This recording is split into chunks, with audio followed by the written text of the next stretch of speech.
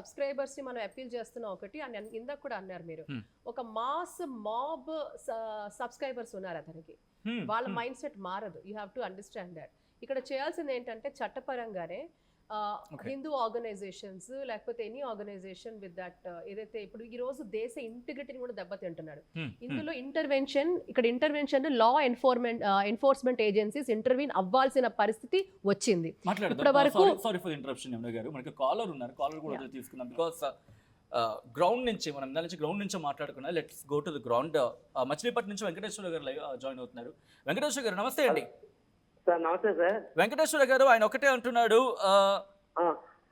ఇక్కడికి విదేశీయులు ఇక్కడికి వచ్చి అంటే జర్మనీ వచ్చిన అమ్మాయి మీద మానభంగం చేస్తారు, బ్రెజిల్ నుంచి వచ్చిన అమ్మాయి మీద మానభంగం చేస్తారు, ఇజ్రాయెల్ అమ్మాయి మీద మానభంగం చేస్తారు, దీని మీద మాట్లాడరు కానీ నా గురించి మాట్లాడతారని చెప్పి సూటుగా ఇటు తన గురించి ఎవరైతే నెగిటివ్ గానో భావిస్తున్నారో అంటున్నారో తనకంటున్న సందర్భం ఇది క్లియర్ కట్ గా.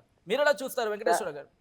సార్ ఇప్పుడు మీరు మీడియాగా మాట్లాడుతున్నారు, మేము మాట్లాడేది ఏంటంటే అతను మన దేశంలో పుట్టి మన సంస్కృతిలో పెరిగి అన్ని ప్రపంచ దేశాల ముందు మన భారతదేశాన్ని కించపరిచినట్టుగా సీతామాతని పార్వతీదేవిని కించపరిచి మాట్లాడాడు. శివాజీ గారు మాట్లాడింది ఏంటి? మన సంస్కృతి ఎట్లా ఉండాలి, ఆడవాళ్ళు ఎట్లా ఉండాలి, ఆడవాళ్ళని ప్రకృతితో పోల్చి ఆయన ఒక చెల్లిగా ఒక తల్లిగా భావించుకుని ఆయన మాట్లాడాడండి. ఇతనికి సంబంధం ఏముంది సార్? ఇతను వచ్చి దేశ ద్రోహి సార్. ఇతను మన సబ్స్క్రైబర్స్ ద్వారా తన కాలం గడుపుకుంటూ మనల్ని మళ్ళీ మన దేశాన్ని మన సంస్కృతిని కించపరుస్తున్నాడంటే అతను క్షమించడానికి తప్పు చేస్తున్నాడు సార్. మీరు కూడా పబ్లిక్ తో పాటు మీరు సపోర్ట్ చేస్తేనే మీ మీడియా కూడా బాగుంటుంది సార్. అంతేగాని మనం మన రేటింగ్స్ కోసం వాడిని హైలైట్ చేయడం అనేది ఇది కరెక్ట్ కాదు సార్. సారీ వెంకటేశ్వర గారు, ఇక్కడ రేటింగ్స్ కోసం హైలైట్ చేయడమో లేకపోతే వేరే విషయం కాదు. ఒకవేళ అదే అయ్యి ఉంటే కనుక వేరేలా ఉంది కదా, ఉదయం నుంచి రాత్రి వరకు దీని మీద ఉంది కదా, ఇది ఉన్నా లేకపోయినాను. బట్ అందుకే ఇక్కడ నుంచి గ్రౌండ్ నుంచి మీ ఒపీనియన్ తీసుకుంటున్నాం, ఇక్కడ ఎక్స్పర్ట్స్ ని పిలిపిస్తున్నాం. సో ఇక్కడెక్కడా కూడా మా ఒపీనియన్ మీ మీద రుద్దటం లేదు. మీరేమనుకుంటున్నారు, ప్యానలిస్టులు ఏమనుకుంటున్నారు, అభిప్రాయాలు మాత్రమే చూపించే ప్రయత్నం చేస్తున్నాం. ఎస్, కంటిన్యూ అండి. అనుకోండి సార్, మనం ఊరుకుంటామా సార్? కానీ మన పితృదేవతలు లాంటి వాళ్ళు మన దేవుళ్ళు అయిన పార్వతీ మాతని సీతామాతని ఆ విధంగా మాట్లాడేదంటే అది క్షమించడానికి సార్. అదేంటంటే ఇప్పుడు ఆయన ఏ విధంగా ఆయన స్వేచ్ఛను ఆయన ప్రకటించుకోవచ్చండి, కానీ ఒక దేశం యొక్క సంస్కృతిని సాంప్రదాయాలని దేవుళ్ళని కిందిపరచకూడదు సార్. ఇది నా అభిప్రాయం sir. Right, thank you so much Venkateswararao గారు. కళ్యాణి గారు, ఇక్కడ కొన్ని కమెంట్స్ ఇప్పుడే అన్వేష్ చాలా కష్టపడ్డాడు ఆ స్థాయికి చేరుకోవడానికి, తన క్షమాపణలు కోరాడు, వదిలిపెట్టచ్చు కదా అంటే ఒకటండి, ఇంతకు ముందు కూడా చెప్పాను, హత్య చేసేసిన తర్వాత క్షమాపణ కోరితే కుదరదండి.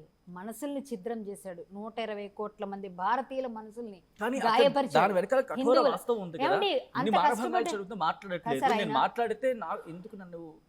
కాదండి, ఆయన ఒక షెఫ్ గా వెళ్ళినట్టున్నాడు. ఆయన ఏదో ఒక వృత్తి చేసుకుంటున్నాడు. ఆ వృత్తి చేసుకుని హ్యాపీగా సంపాదించుకో, లేదా నువ్వు ఎన్ని కోట్లు సంపాదించినా మాకు అనవసరం, మంచి కంటెంట్ ఇచ్చు. కానీ భారతదేశంలో పుట్టి భారతదేశంలో పెరిగి ఇక్కడే అన్నీ నేర్చుకొని ఈ విద్యను తీసుకెళ్ళి వేరే దగ్గర నువ్వు ఉపయోగపడుతూ, అలాగే మన భారతీయ యువత పైన ముద్ర పడేటట్టుగా నీ మా భావజాలాన్ని రుద్ది అనేక విధాలుగా పిల్లల్ని చెరగొట్టి, నా సీతామాత పైన, నా భారతీయ గడ్డ పైన పుట్టిన ప్రతి ఒక్కరిపైన ఒక స్త్రీ యొక్క ఔన్నత్యాన్ని గుర్తించకుండా పిచ్చి పిచ్చిగా మాట్లాడి మా గోమాతని అన్ని విధాలుగా నువ్వు ఇబ్బంది పెట్టే విధంగా భాష దూషణలు చేస్తే, ఒక భారతీయ మహిళగా నా హిందుత్వాన్ని పట్టుకొని మేము పటిష్టంగా నిలబెట్టుకొని ప్రతి క్షణం పోరాడుతున్న ఒక హిందూ నారిగా నేనైతే ఉపేక్షించను. నాలాగా ఎంతోమంది ఉపేక్షించారు, ఎంతోమంది మండిపడుతున్నారు, ఆగ్రహం వ్యక్తం చేస్తున్నారు. అంటే ఇందుకే ఎవరు క్షమాపణ చెప్పతే పట్టించుకున్నట్టు పట్టించుకోకపోతే ఎవరు కావాలి? ఒక విదేశాల నుంచి వచ్చిన మహిళలని సచిన్ గారు, వాడికి ధైర్యం దమ్ము ఉంటే ఎన్ని దేశాలు తిరిగాడు కదా, let him take statistics. Voiceless ఈ రోజు భారతదేశంలో women has full voice. There are many nations across globe where woman is voiceless. Yes. Woman is beaten up, woman is abused verbally, physically, emotionally. US అంత గొప్పదని మీకు చెప్పారు. అర్థమవుతుందా? ఇదే point తీసుకున్నాం. Women is abused across. ఇప్పుడు అంటున్నాడు కదా, వాడికి దమ్ము ధైర్యం ఉంటే స్టాటిస్టిక్స్ ఇమ్మనండి. అన్ని దేశాలు తిరిగాడు కదా. ఇవ్వలేడు కదా. Women are voiceless. ఈ రోజు భారతదేశాల్లో ప్రతిఘటిస్తున్నారు, కనీసం మాట్లాడుతున్నారు. మన అన్ని హక్కులు ఇక్కడ ఉన్నాయి.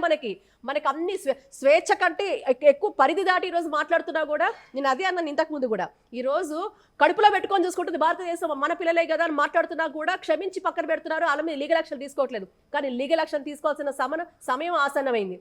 ఉమెన్ ఆర్ వాయిస్లెస్ అండి. మాట్లాడే స్వేచ్ఛ లేదు అనేక దేశాలలో. ఏం మాట్లాడుతున్నాడు వాడు? హ్యూమన్ ట్రాఫికింగ్ గురించి వాడికి ఐడియా ఉందా? వాడు ఇప్పుడు చెప్తున్న దేశాల్లో హ్యూమన్ ట్రాఫికింగ్ ఎంత ఉందో మీకు తెలుసా?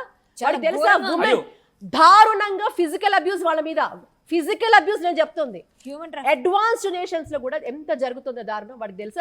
వాడికి నిజంగా దమ్ము ధైర్యం ఉంటే ఆ స్టాటిస్టిక్స్ ఇవ్వనండి. కేవలం దేశం మీద కూర్చొని దేశం మీద మాట్లాడడం కాదు, ఇది నిజంగా వాడు ఇవ్వలేడు మేడం. వాడు రాడు, అసలు అడుగు వాడికి అవగాహన లేదు. ఎంతసేపు భారతదేశంలో ఈ రోజు తిరుగుబాటు వచ్చిందంటే ఇలాంటి వెధవల్ని ఒక్కడికి తగిలితే ఇట్లా పెద్ద ఖచ్చితంగా వస్తుంది. మిగిలిన వాళ్ళందరూ సెట్ చేసుకుంటారు.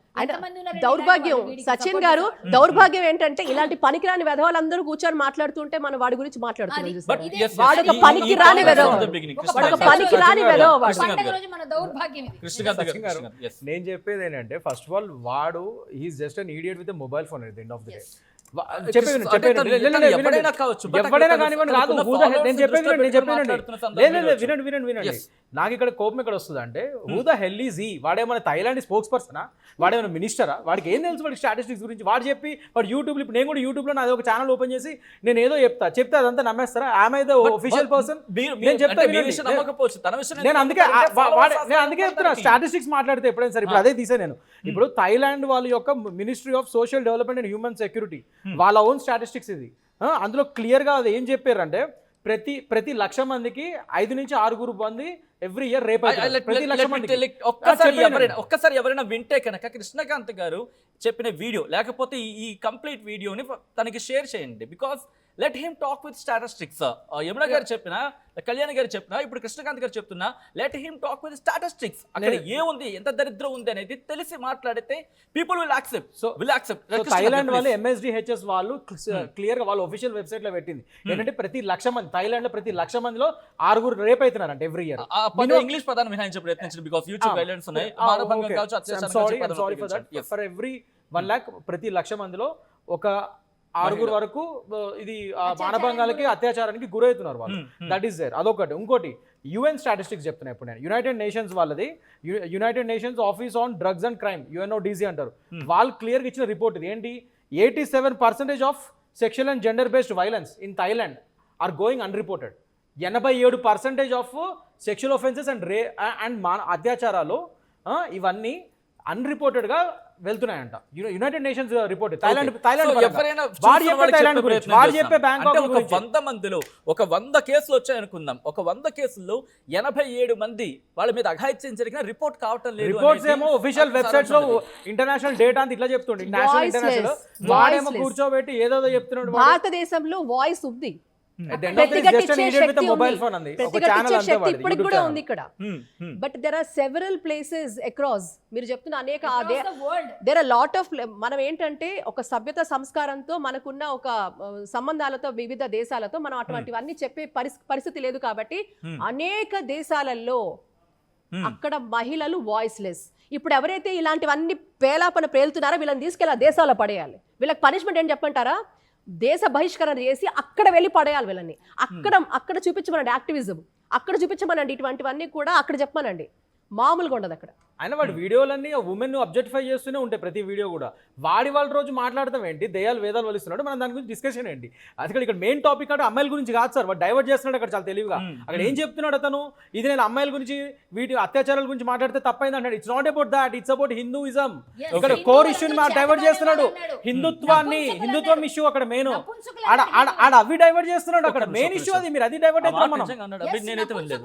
హిందువులు అలాగే తెలుగు ప్రదేశ దేశాల్లో ఎక్కడైతే ఉన్నారో వీళ్ళందరూ నపుంసకులు, హిందువులందరూ నపుంసకులు అన్నాడు. మేము అంతా పెట్టే కదా ఒకసారి ఇండియాకి వస్తే ఏంటనే చూపిస్తాం వాడికి. ఐ యామ్ నాట్ టాకింగ్ ఒక హిందూగా ఇవాళ హర్ట్ అయ్యానండి నేను. I am not speaking as an advocate, I am not speaking as an any party person. ఒక హిందూగా ఇవాళ చాలా హర్ట్ అయ్యాను, దాని పరంగా మాట్లాడుతున్నా. కోపంగా మాట్లాడుతుంది వాళ్ళ రోజు నా రక్తం మరిగిపోతుంది వాళ్ళ రోజు. లేదు నా దగ్గర ఉన్నాయి. అయ్యండి వెతికి వీడియోలు సేవ్ చేసి లింకులు తీసుకొని డౌన్లోడ్ చేసి 2 రోజులు సార్ ఇదంతా రాయడానికి ఎంత టైం, 3 పేజీలు 4 పేజీలు రాయడం తక్కువ విషయం కాదండి. ఇంత కష్టపడి టీం అంతా రెడీ చేసి మేము వెళ్ళాం. ఇప్పుడు ఎఫ్ఐఆర్ అవ్వకపోతే వెనకపట్టి సార్ ఏంటి సార్ అంటే లీగల్ ఒపీనియన్ తీసుకొని మరి చేశారు. కాకపోతే ఇందులో నాన్ బెయిలబుల్ ఉంటాయి, బెయిలబుల్ ఉంటాయి. కానీ ఇది ఎంత శిక్ష పడుతుందో కాదండి, ప్రతి దగ్గర అంటే పెద్ద సంఖ్యలో మేడం గారు అన్నట్టు పెద్ద సంఖ్యలో ఎఫ్ఐఆర్ నమోదైతే ప్రెషర్ పెరుగుతుంది. ప్రెషర్ పెరిగి డెఫినెట్ గా వాడి మీద ఎన్బిడబ్ల్యూలు, ఎల్ఓసీలు, రెడ్ కార్నర్ నోటీసులు కూడా ఇష్యూ అవుతాయి. అప్పుడు రాధిక చూస్తున్నారు మీరు ఇక్కడ ప్యానెల్లో ఉన్న మన వాళ్ళ డిస్కషన్ చూస్తున్నారు, at the same time callers నుంచి మీరు చూస్తున్నారు. బట్ వాట్ ఈస్ సెయింగ్, ఎక్కడెక్కడి నుంచి విదేశాల నుంచి వచ్చిన వాళ్ళు, థాయిలాండ్లో 197 దేశాల నుంచి వచ్చిన వాళ్ళు, ఇలా వచ్చిన వాళ్ళు సేఫ్గా వెళ్ళగలుగుతున్నారు. బట్ ఇండియాలో ఉందా? బ్రెజిల్ని ఉద్దేశిస్తున్నాడు, జర్మనీని, ఇజ్రాయెల్ని, ఇక్కడ జరిగిన వాళ్ళ మీద జరిగిన అఘాయిత్యాలకు సంబంధించి. So your opinion and your take on that అండి. నేను ఇందులో అంటే అన్ని దేశాలు తిరిగాను కాబట్టి నేనైతే ఒక విషయం ఘంటాపాతంగా చెప్తాను. ఫస్ట్ వెళ్ళింది అంటే థాయిలాండ్ నుంచి నేను ఫ్లై అయ్యాను. థాయిలాండ్లో అతను చెప్పిన విధంగా ఏం ఉండదు. చాలా సెక్యూర్డ్గా షిప్ దిగిన తర్వాత వెళ్ళి కొన్ని ప్లేసులు మాత్రమే మనం విజిట్ చేయగలుగుతాం. అంటే మా హస్బెండ్ తీసుకెళ్ళినటువంటి ప్లేస్ కూడా జాగ్రత్తగా తీసుకుని వెళ్ళి అక్కడ మేము ఒక పిజ్జా తిని మళ్ళీ జాగ్రత్తగా వెళ్ళాం. అంటే జాగ్రత్త చెప్పడంలోనే నాకు ఇప్పుడు నేను గుర్తు చేసుకుంటుంటే ఆ ప్లేస్ ఎలా ఉంటాయనేది ఇప్పుడు నాకు అర్థమవుతుంది. ఎంత జాగ్రత్తగా ఉండాలంటే అంత జాగ్రత్తగా ఉండాలి. కానీ నేను ఇక్కడ చెప్పేది ఏంటంటే మనం ఏ దేశానికి వెళ్ళినా మనం ఆ దేశం యొక్క పరిస్థితులు, ప్రతి దేశంలోనూ కొన్ని రకాలైనటువంటి ఇబ్బందులు ఉంటాయి. కొన్ని చోట్ల ఇంటీరియర్ ఏరియాస్లో జాగ్రత్తగా ఉండాలి, కొన్ని చోట్ల జాగ్రత్తగా ఉండాలి, కొన్ని చోట్ల కష్టంగా మనం అంటే ఇప్పుడు మలేషియా వెళ్ళామనుకోండి, చౌకిట్ అనేటువంటి ఏరియా ఉంటుంది. మనం అపార్ట్మెంట్ దాటి బయటకు వస్తే అంటే మిగిలిన దేశాల గురించి ఏ దేశాన్ని కూడా మనం దూషించడం అనేది కరెక్ట్ కాదు. అంటే మనం ఇప్పుడు భారతీయులు అయినప్పటికీ వాళ్ళు కుసంస్కారంగా ఏదైనా బిహేవ్ చేసినప్పటికీ నేను నేర్చుకున్నది, నేను తెలుసుకున్నది, నేను చెప్పాలనుకుంది కూడా ఇదే. మనం దేశ దూషణ అనేది మానుకుని మనం ఆదర్శంగా నిలబడాలని నేను అనుకుంటున్నాను, ఇది తెలియజేస్తున్నాను. తర్వాత రెండోది పిచ్చివాడి చేతిలో రాయిలాగా ఇతనికి మరీ శృతి మించిపోతే నిజంగా కరాటే కళ్యాణి గారు కానీ లేకపోతే ఎవరైతే తీసుకెళ్ళి వారి మీద రిపోర్ట్ ఇచ్చి అంటే ఎవరో ఒకరు అడుగు వేసి ముందుకు వేసి వాళ్ళకి హెచ్చరిక చేయకపోతే నాంది పలకదు. అది మాత్రం నేను చెప్తాను. ఆ విషయాన్ని నేను ఖచ్చితంగా చెప్తాను. ఎందుకంటే ముఖ్యంగా సెలబ్రిటీలు అనే వాళ్ళు కూడాను పాజిటివ్ వేలో వాళ్ళ యొక్క సినిమాలు కానీ ఏదైనా సరే ముందుకు వెళ్ళి పబ్లిసిటీ చేసుకోండి. సినిమా బాగుంటే అందరూ చూస్తారు. నెగిటివ్ పబ్లిసిటీని మానుకోండి. ఎందుకంటే వీళ్ళందరికీ వాళ్ళు మార్గదర్శకంగా అవుతారు. ఇదే పందా అనుకొని ప్రతి ఒక్కరు ముందుకెళ్తారు. దయచేసి అది మానుకుంటే ఇటువంటి వాళ్ళకి స్టాప్ బై అవుతుంది. అది చేయకండి. స్త్రీల యొక్క వేషధారణ గురించి మాట్లాడేటటువంటి హక్కు ఇప్పుడు ఆవిడ ఆ రంగు కట్టుకున్నారు, నేను ఈ వైట్ వేసుకున్నాను, ఇది నా స్వేచ్ఛకు సంబంధించింది. కాబట్టి ఎవరు ఏ విధంగా ఉండాలి అనేది మెచ్యూరిటీ లెవెల్ని బట్టి వాళ్ళ యొక్క పరిధిని బట్టి వాళ్ళు వెళ్తూ ఉంటారు. వాళ్ళ ఇబ్బందులు వాళ్ళే ఫేస్ చేయాలి. మనమందరం వెళ్ళి చెప్తాం, ఇది నెవర్ ఎండ్లెస్ చర్చ అండి, ఎప్పటికీ ఆగదు. ప్రతి ఇంట్లోనూ, ప్రతి గుడిసెలోనూ, ప్రతి చోట, ప్రతి సమాజంలో జరుగుతూ ఉంటుంది. ఇది ఇప్పటితో అయిపోయిందా అంటే అవదు. మళ్ళీ ఇంకో రోజు మళ్ళీ మనం చేస్తూనే ఉంటాం. కానీ మాట్లాడేటటువంటి పదజాలం అనేది ఇటువంటి వాళ్ళకి అవకాశం ఇవ్వకుండా మనం మాట్లాడుకుని ఆదర్శంగా నిలబడాలని మాత్రం నేనైతే ఫీల్ అవుతూ ఉన్నాను. Thank you so much. ఒకసారి మీరు లైన్లో ఉండే ప్రయత్నం చేయండి. కొన్ని రియాక్షన్స్ వస్తున్నాయి గ్రౌండ్ నుంచి, కొన్ని రియాక్షన్స్ వస్తున్నాయి, చాలా ఫియర్స్గా వస్తున్నాయి. హిందూ సంఘాలు కూడా తీవ్ర స్థాయిలో మండిపడుతున్నాయి, జనాలు తీవ్రమైన ఆగ్రహాన్ని వ్యక్తం చేస్తున్నారు. ఒకసారి ఆ రియాక్షన్స్ చూద్దాం. ఈరోజు ఏదైతే అన్వేషణ అనే ఛానల్ పెట్టుకొని అవినాష్ ఏదైతే బాగుతున్నాడో, భారతదేశం గురించి బాగుతున్నాడు, నా మాత సీతాదేవి గురించి బాగాడు, ద్రౌపది గురించి బాగాడు, ఇవన్నీ పక్కన పెడితే భారతదేశం గురించి ఏదైతే ఇష్టం వచ్చినట్టు బాగుతున్నాడో, ఇంతవరకు కూడా ఎటువంటి చర్యలు వాటి మీద తీసుకోకపోవడం చాలా అన్యాయం. ఇమీడియట్గా గవర్నమెంట్ యాక్షన్ తీసుకొని వాడు ఎక్కడున్నా సరే వాడిని తన్ని తీసుకొని వచ్చి వాడికి ఎటువంటి శిక్ష పడాలంటే రెండోసారి ఎటువంటి వ్యాఖ్యలైనా సరే నోరు ఇప్పాలంటే గడగడ వణికే విధంగా శిక్ష పడేలాగా చేయకపోతే కనుక మా మహిళా మూర్తులు ఎవరు కూడా ఈసారి క్షమించేది లేదు. ఎందుకంటే భారతదేశాన్ని అన్నాడంటే భారతదేశంలో ఉన్నటువంటి పెద్దల్ని కూడా మాట అన్నట్టే వాడు ఎక్కడ పెరిగాడు, ఎక్కడ పుట్టాడు, ఏ రకంగా మాట్లాడుతున్నాడు అని గమనించుకోకుండా ఒక తాగుబోతు విధవ ఇష్టం వచ్చినట్టు వాగుతుంటుంటే ఏ రకంగా ఊరుకుంటామండి మహిళలు? అది కూడా మహిళల గురించి మాట్లాడుతున్నాడు, నా భారత్ మాత గురించి మాట్లాడుతున్నాడు. వాడు ఎక్కడ పెరిగాడు, అసలు ఏ రకంగా వాడు ఎదిగాడు, అసలు ఈ రోజు డబ్బు చూసుకుని విర్రబీగుతాడా విధవ? అలాంటి వాడిని ఇమ్మీడియట్ గా యాక్షన్ తీసుకోవాలి. అండ్ ఇప్పటి వరకు యూట్యూబ్లోనే ఇష్టం వచ్చినట్టు హల్చల్ అవుతుంది. అలాంటి వాళ్ళకి సైబర్ క్రైమ్ ఇంతవరకు ఏ యాక్షన్ తీసుకున్నారని చెప్పి నేను ముఖాముఖిగా అడుగుతున్నాను.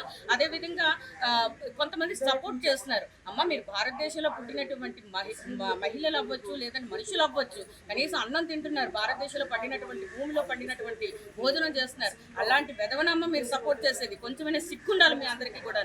ఈ రకంగా సపోర్ట్ చేసుకుంటూ దయచేసి ఎవ్వరూ కూడా సపోర్ట్ చేసిన వాళ్ళకి కూడా శిక్ష పడే విధంగా గవర్నమెంట్ యాక్షన్ తీసుకోవాలని చెప్పి నేను కోరుకుంటున్నాను. సో ఇమ్మీడియట్ గా ఈ యొక్క గోపాలపట్నం స్టేషన్కి వచ్చి మీకు కంప్లైంట్ అయితే రైట్ చేయడం జరిగింది. వాడిని ఇమ్మీడియట్ గా గవర్నమెంట్ క్యాచ్ చేయాలి, యాక్షన్ ఇమ్మీడియట్ గా తీసుకోవాలని చెప్పి నేను మీడియా ముఖంగా కోరుకుంటున్నాను. భారత్ మాతా కీ జై.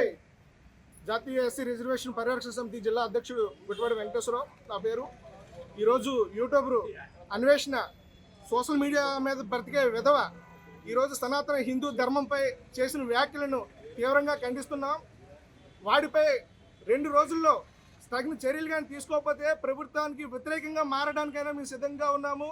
ఈరోజు యూట్యూబర్పై ఏ ఒక్క సంఘాలైనా స్పందించుకోవడం చాలా శోచనీయం.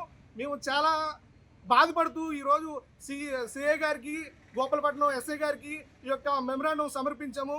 24 గంటల్లో కానీ సరైన చర్యలు కానీ తీసుకోకపోతే రాష్ట్ర వ్యాప్తంగా ప్రతి కడలిలోనూ వాడి యొక్క దిష్టిబొమ్మలు తగలేసి ప్రభుత్వానికి వ్యతిరేక విధానాన్ని మా తరపున హిందూ సంఘాల తరపున తెలియజేస్తాము. అలాగే ఈ యొక్క విషయాలపై మిగతా సంఘాలు కూడా అందరూ ఒక్క గొంతుపై తాటిపై నిలబడి అసలైన తొలి వెలుగు. ఫాలో వాట్సాప్ @తొలి వెలుగు official.